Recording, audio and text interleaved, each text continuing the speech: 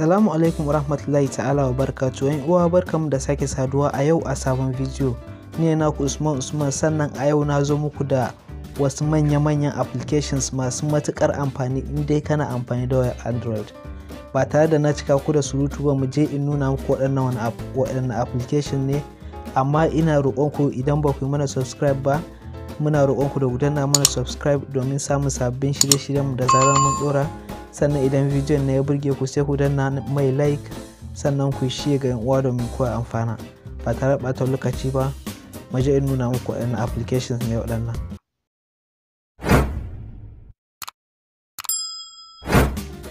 Application na farko shine Volume Scheduler. Wannan application ne mai matukar amfani. Application ne wanda zai baka damar ƙara volume da rage shi a duk lokacin da ka so. Sannan zaka saita wayar ka ne akan duk idan lokaci kaza yayi ta ƙara volume, sannan idan lokaci kaza yayi ta rage volume.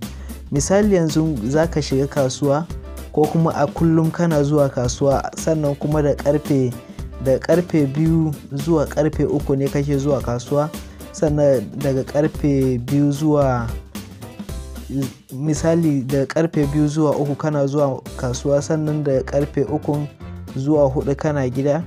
To za ka iya saita ma wayarka cewa a daidai lokacin da ka je kasuwan nan ta ƙure volume ɗin wayarka, sannan a daidai lokacin da ka dawo gida tunda baka cikin hayaniya to ta rage wannan volume ɗin. To wayarka za ta saita kawai kana lokaci na yi za ta yi sama da volume ɗinka, za ka iya ƙure volume ɗinka a daidai wannan lokacin, sannan daidai lokacin da ka dawo kuma za ta rage wannan volume ɗin. Wannan application ne mai matuƙar amfani, kuma application ne wanda mutane da yawa suna amfani da shi. Na gaba sai application na biyu wanda shine Empty Folder Cleaner. Empty Folder Cleaner application ne mai matuƙar amfani domin application ne wanda zai baka damar goge duk wata folder wacce take ɓoye a cikin wayarka, da wacce take ɓoye da wacce take fili wadda babu komai a cikinsu, kawai tarin tarkace ne. To wannan application ɗin zai taimaka ba sai ka shiga kana ta bincike kana nemo su kana gogewa ba, a'a kana shiga kawai zai binciko duk wata folder wacce babu komai a ciki da wacce take ɓoye a cikin wayarka wacce ba ma a ganinta, zai tarkato su gaba ɗaya tattara ya goge masu. Wannan application ne matuƙar amfani, sannan shi ma mutane da yawa suna amfani da shi, sannan yana da matuƙar amfani ga mai wayar Android. Na gaba sai application na uku wanda shine AI Cut. AI Cut babban application ɗin editing ɗin hoto ne wanda yana da matuƙar amfani, sannan yana da kyau a ce kowa duk wani mai wayar Android ya mallake shi. Me yasa nake ce haka? Wannan application ne wanda yana da matuƙar amfani, sannan zai iya baka damar ka editing ɗin bayan hotonka, misali background ɗin, sannan kuma ka zo ka editing ɗin hoton naka wanda kake. Misali yanzu za ka iya mai da bayan hotonka ya koma black and white, ko kuma za ka iya sa mai wata kala daban, sannan kai kuma hotonka ka bar shi a yanda yake. Yanda misali yanzu koko ka ɗauki wani hoto haka wanda ya yi haske da yawa, ko kuma bayan ya yi haske da yawa, to za ka iya sa bayan ya ɗan yi duhu, sannan kai editing ɗin hoton naka ba tare da shi ɗin ya yi duhu ba. Kamar yanzu ka san cewa idan za ka yi editing ɗin hoto, idan ka ga bayan shi ya yi haske da yawa, wani sai dai ka cire background ɗin ka canja.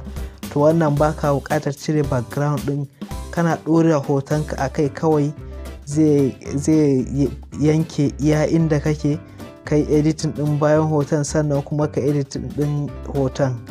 Wannan application ne matuƙar amfani, sannan kuma yana da kyau a ce duk wani mai wayar Android ya mallake shi. Na gaba sai application na hudu wanda shine application ɗin Kill Apps. Wanda application ne wanda zai baka damar ka goge duk wasu applications da ke aiki a background. Misali idan ka shiga overview akwai applications, amma akwai wanda baya aiki, wanda kawai dai yana kan RAM ne. Akwai waɗanda kuma suna aiki da wayarka ko kuma batirin wayarka in ce. To amma wannan application ɗin zai goge duk wani application wanda yake aiki a background. Misali ko irin kana downloading ɗin video haka, ko kuma application ɗin yana background amma yana cima data, ko kuma yana cima battery to zai goge shi, ko da za ka taɓa overview ka gan shi to amma baya aiki da datar ka, sannan kuma baya aiki da batirinka. Gaba ɗaya applications ɗin da muka nuna muku a wannan bidiyon link ɗinsu yana description, ga mai bukata sai ya taɓa domin ɗauko waɗannan applications ɗin. To yan uwa duka dai nan ne ƙarshen bidiyon namu, da fatan bidiyon na ya burge ku. Kar da ku manta da yi mana subscribe, sannan idan bidiyon na ya burge ku sai ku danna mai like, sannan ku share ga yan uwa domin kowa ya amfana. Ayan nake cewa wassalamu alaikum.